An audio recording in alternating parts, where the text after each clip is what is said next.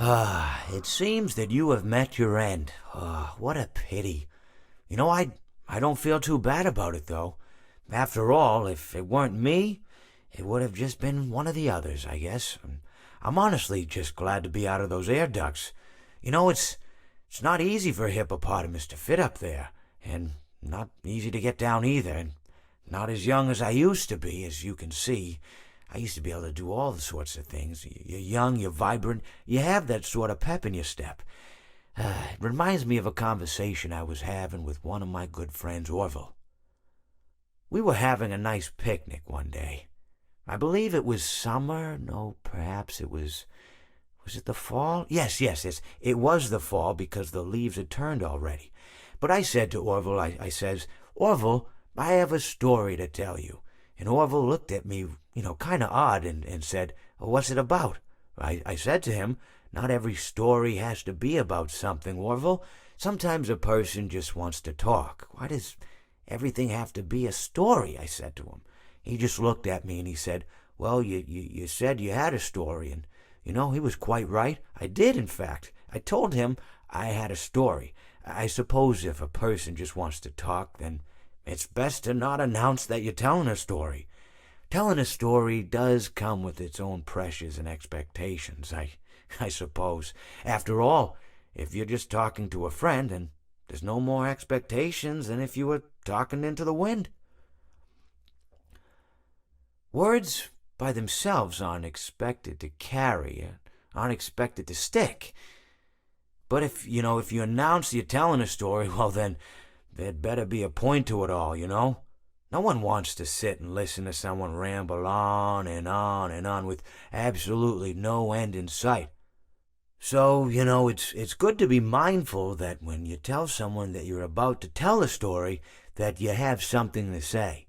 Telling someone that you're going to tell them a story is tantamount to asking them to stop what they're doing and pay attention.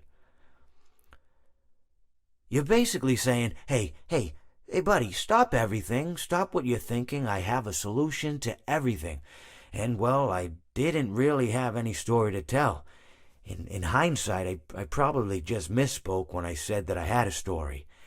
I think it would have just been better to tell Orville that I wanted to tell him something rather than tell him that I had a story. But even then, it might have put too much importance on the whole thing. Either way, it was quite a nice day. I remember that we were drinking tea.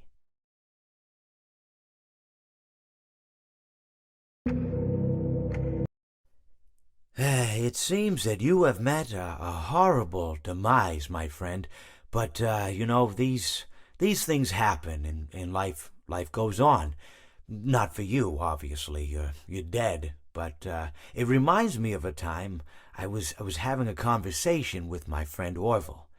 We were, where were we? I think we were by the river. We were sitting by the river and watching the fish leap over the falls. And I said to Orville, sometimes I feel like a fish leaping over and over again, always trying to get somewhere, though I don't know where, only to find myself in the jaws of a beast. He, of course, looked at me, surprised, Have you been in the jaws of a beast, friend? To which I said, no, of course not, Orville. I said, no. I simply meant that life can seem like a relentless endeavor to overcome meaningless obstacles, only to meet an equally meaningless fate regardless of your efforts, regardless of the obstacles you've passed. And Orville, he stood and proceeded to drape me with a picnic cloth, to which I asked him, I said, friend, what are you doing? He looked at me very concerned, really. I feel like you've gotten too much sun. Indeed, indeed I had. He proceeded to pour me a glass of just ice-cold lemonade. Ooh, you ever mix it with iced tea? You do like a little half lemonade, half... Ooh, it's so... You should try it some... Well, you can't because you're dead. But anyways, so you may be asking yourself, how did I go from sitting by the falls and drinking lemonade to being wedged in the air duct? Not only with Orville, but with an entire assortment of fruity-colored friends. Well, there's really no good answer to that, but Perhaps I met a demise of my own at some point, and this is my afterlife or my dream, whatever it might mean. I honestly don't know. Or maybe it doesn't mean anything at all. Maybe it doesn't mean anything at all. Well, it seems that your journey has ended. Very sorry about that. It was always going to end this way, of course. If it weren't by me, it would have just been by some other, terrible thing. Just, you could not imagine how terrible it would be. Just, I get scared thinking about it. I'm glad it's not me. It reminds me of a time I was speaking to my good friend Orville. We were sitting on a park bench watching the pigeons. I was on the left, he was on the... Oh, wait, was I on the right or left? Anyways, it doesn't matter. We were sitting on there watching the pigeons. And I said to Orville, "Friend, those birds are frozen." And he kind of looked at me like I'd lost my mind. But I reminded him that it was winter, and often birds will sit in a tree until they freeze. And then they sort of fall to the ground until the sun warms up and they can, move around again. So I said to Orville, "You might as well save those breadcrumbs until the birds thaw, because they can't very well enjoy them in the condition they're in."